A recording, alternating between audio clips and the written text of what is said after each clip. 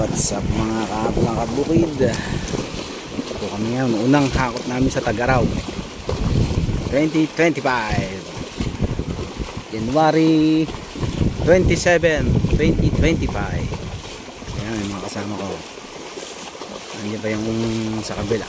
Ayan pang nasa kabila yung hatak namin, kaso konti lang nahakot namin.